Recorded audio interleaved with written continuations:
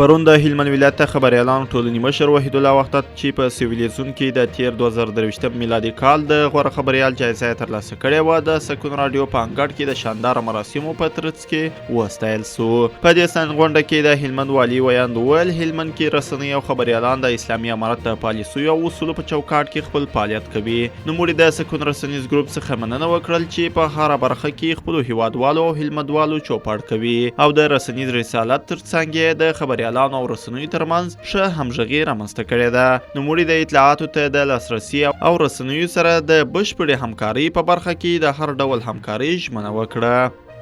ما په خپل کاري ساحه کې داسې پیښې مې ولیدلې چې خلکو له لوږې خپل خوږ د زړه ټوټه یعنې اولاد یې خرڅ کړی.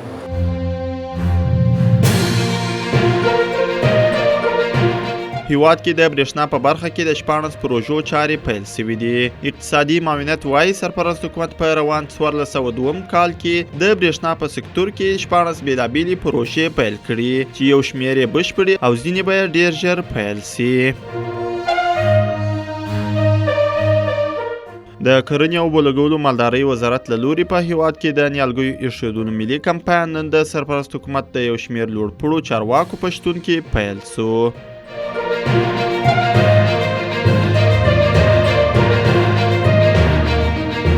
د افغانستان د فوټبال فدراسیون له لوري د راتلونکي پنجشنبې په ورځ د مرکز لویدیځ او سویل ختیځ زونونو په کچه د فوټسال سیالۍ پیلیږي.